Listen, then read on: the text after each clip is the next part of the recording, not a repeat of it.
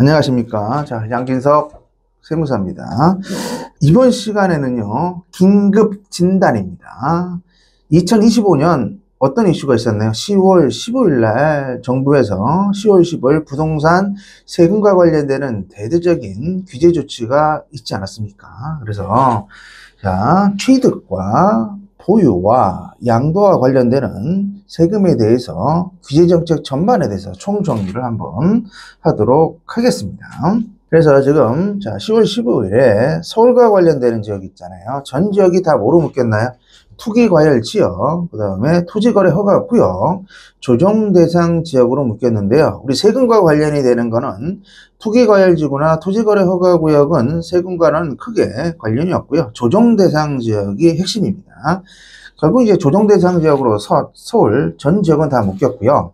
그 다음에 경기도 지역도 12개 지역이 다 묶이지 않았습니까? 일단 대대적으로 들어갔기 때문에 자세히 지금 광범위하게 넓혀졌기 때문에 자, 세세히 볼 수밖에 없을 것 같습니다. 조정대상 지역에 대한 세제 부분 하나씩 살펴보고요. 12개의 경기도 지역 한번 살펴보도록 할게요. 참고로. 자, 과천시 들어갔고요. 그다음에 광명시 들어갔고요. 비싼 동네죠. 과천이랑 성남시도 들어갔습니다. 성남의 분당구, 그다음에 수정구, 그다음에 중앙구 이렇게 해서 성남시 3개 들어갔고요. 그다음에 수원시도 영통구, 팔달구, 그다음에 안양시, 동안구, 그다음에 용인시, 수지구, 그다음에 의왕시, 하남시에서 경기도 12개 지역이 조정 대상 지역으로 자, 발표가 됐습니다. 자, 이제 결론부터 좀 설명을 드리면 세 가지가 있죠. 취득세가 있고, 그 다음에 보유세가 있는데, 보유세가 이제 종합부동산세입니다. 그 다음에 양도소득세, 이 세 가지로 구별이 되는데요. 취득세 부분은 좀 공부를 좀 세세하게 좀 해주셔야 되고요. 그 다음에 종부세와 관련이 대해서는 일단 결론부터 말씀드리는 큰 변화는 없습니다. 그 다음에 양도와 관련되는 부분들도 조정대상 지역으로 서울 전 지역이 들어갔기 때문에 이것도 세밀하게 공부를 좀 해 주셔야 될 거라고 생각합니다. 먼저 취득세부터 좀 설명을 드리면요.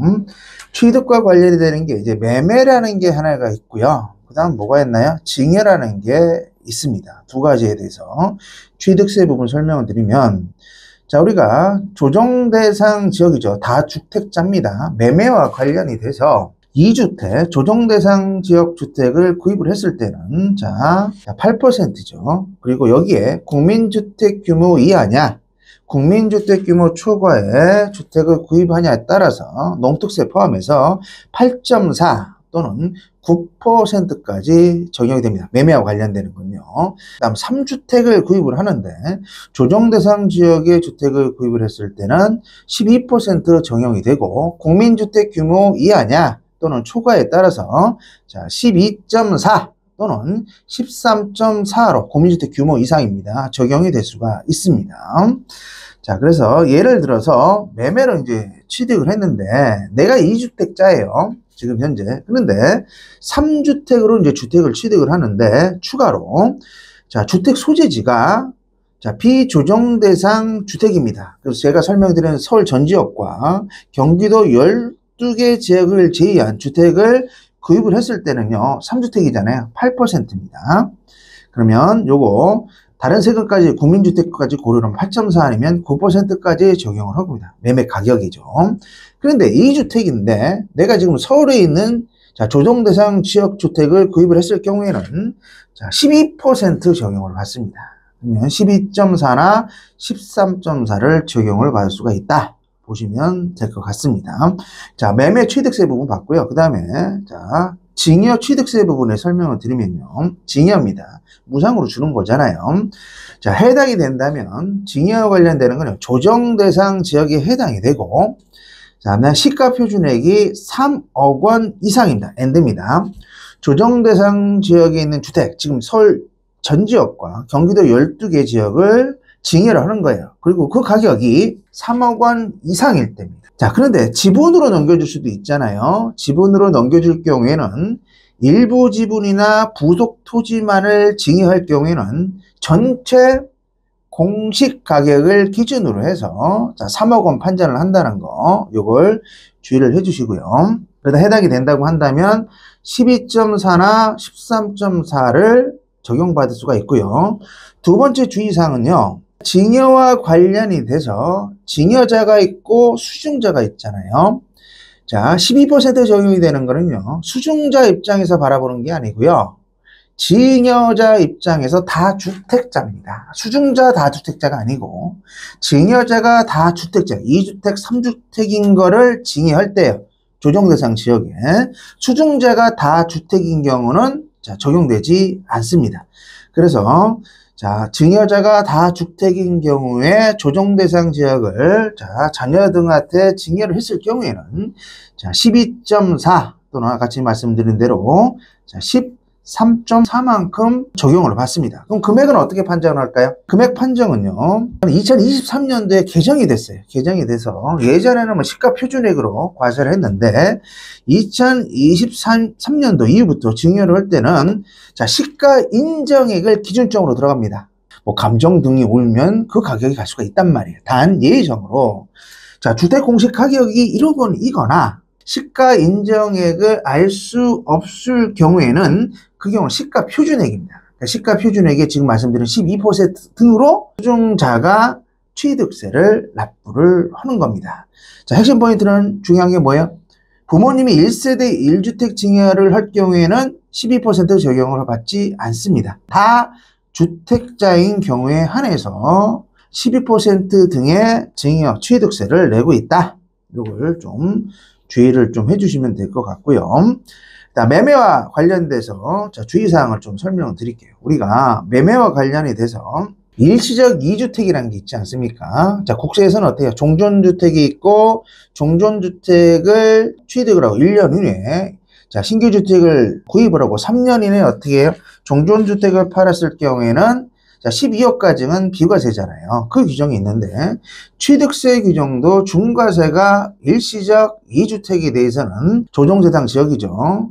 예외 규정으로 갑니다. 그러니까 취득세는 기본적으로 1주택만 가지고 있다. 그러면 보통 1%에서 3%, 전체적으로 따지면 3.5%까지 갈 수가 있어요. 자, 9억 이상에 대해서는. 근데 요거를 종전주택을 취득을 하고 신규주택을 이제 취득을 했는데 국세하고 차이점이 뭐냐면 일시적 2주택 비과세를 받기 위해서는 취득일로부터 종전주택이죠. 종전주택 취득일로부터 1년이라는 용어가 있지 않습니까? 근데 취득세에서는 1년이라는 규정이 없어요. 3년을 판다는 규정만 있어요. 이게 양도소득세 비과세하고 큰 차이점입니다. 그러니까 조정대상 지역에 해당하는 주택을 갈아타기를 하는 거죠. 일시적 2주택으로 샀을 경우에는 자, 취득세와 관련이 되는 거는 똑같습니다. 3년 이내 파는 거는 상관이 없는데 1년이라는 규정은 없습니다. 그래서 처분의 개념이 양도뿐만 아니라 증여도 있고요. 증여도 있고 멸실도 있습니다. 양도가 기본 베이스로 가고 증여나 그다음 뭐예요? 멸실 등도 처분의 범위에 들어가고 있고요. 단 용도 변경 같은 경우는 해당 사항이 없습니다. 그래서 일시적 2주택 3년 이내 파는데 혹시나 3년 이내 토지거래 허가구역에 묶인 아파트라든가 자, 한 동 이상의 연립이나 다세대 주택, 다가구는 해당 사항이 없죠. 근데 그 조건이 어떻죠? 토지거래 허가구역이 집 없는 사람이 거기서 사는 거잖아요. 그 다음에 양도인도 세입자가 있으면 팔 수가 없어요.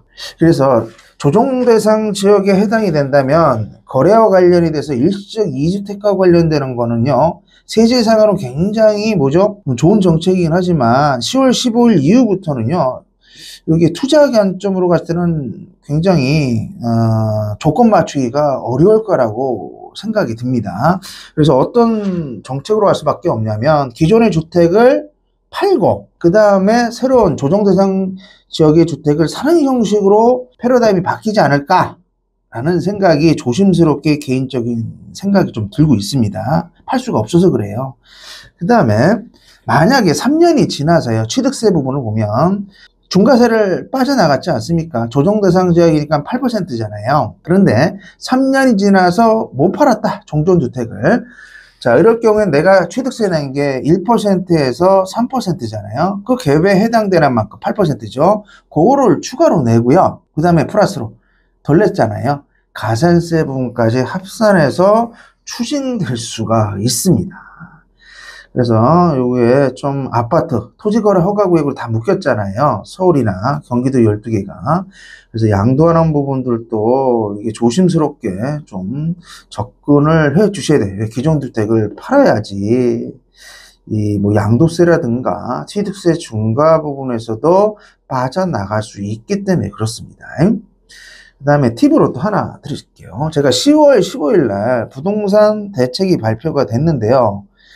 자, 지정고시일은 10월 16일부터 적용이 되는데, 그럼 10월 16일 이전에 계약서 쓴 사람은 어떻게 되나요? 계약서 쓴 사람은 잔금은 당연히 뭐죠? 10월 16일 이후에 올해 말이 됐던 내년 초가 됐던 잔금을 칠 텐데 중간에 걸려버리잖아요. 자, 문제가 좀 될 수가 있겠죠. 그래서 요거를 설명을 좀 드리면, 자, 조정대상 지역 지정고시일 이전입니다. 매매계약 등을 체결할 경우에 지정전 취득세율 적용 특례가 있습니다. 지방세법에.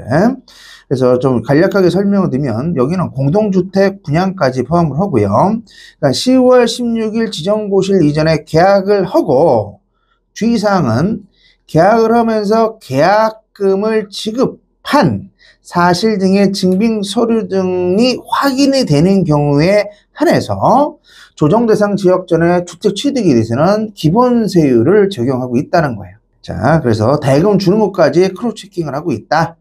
자, 그래서 요거는 빠져나갈 상황이 될 수가 있으니까 요걸 좀 주의 깊게 일시적 2주택이 됐던 지정지역전에 계약금을 주셔서 주택을 취득을, 아파트를 취득을 했던 간에 요건 주의 깊게 좀 살펴보셔야 될 거라고 생각을 합니다.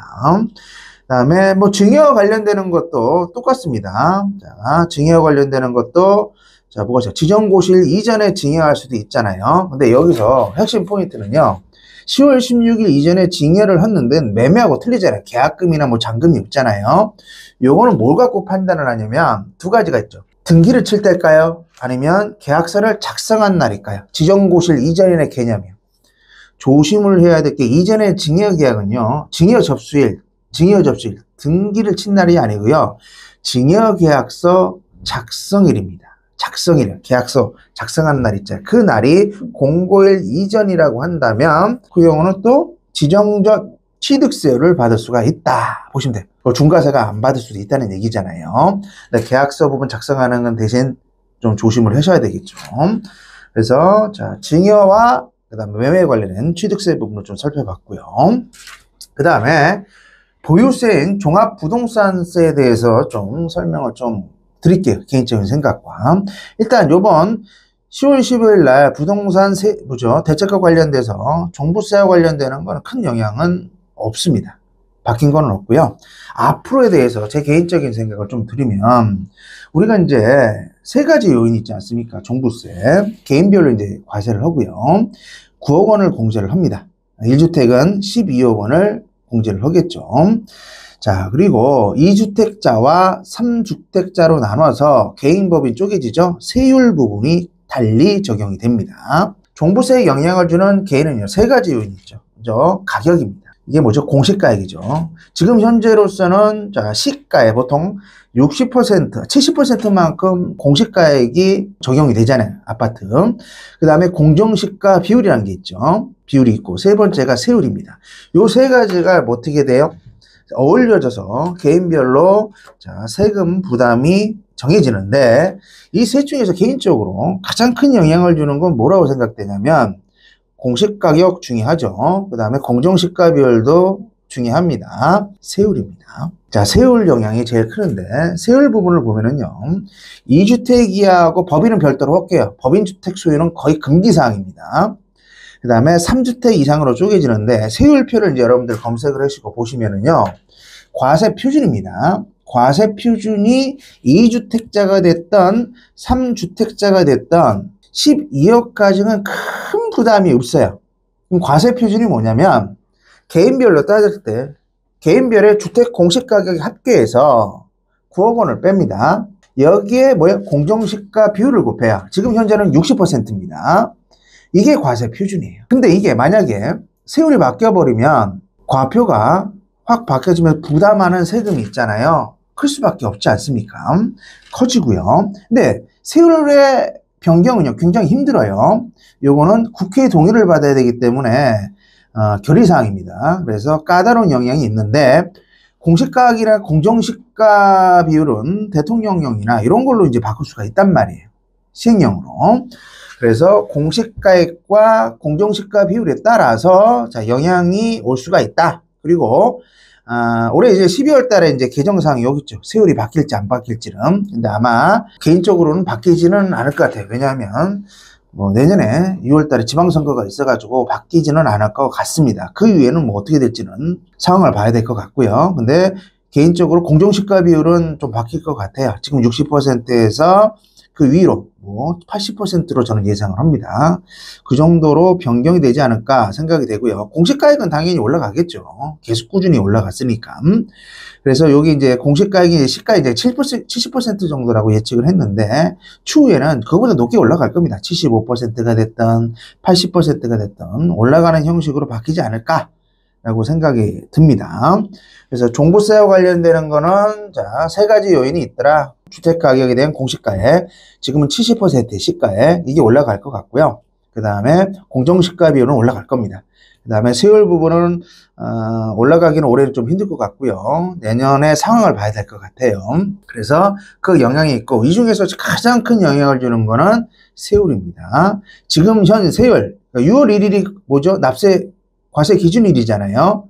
그러니까 지금 현재는 정해져 있고, 자, 세율은 바뀌기가 뭐 내년에 바뀐다면 12억까지는 2주택이 됐던 3주택이 됐던 영향이 없습니다. 1%입니다. 큰 영향이 없습니다. 자, 그래서 자, 취득세와 종합부동산세에 대해서 10월 15일 변경된 자, 토지 뭐죠? 조정 대상 지역 서울 전 지역과 경기 12개 지역에 대해서 한번 1차적으로 설명을 드렸고요.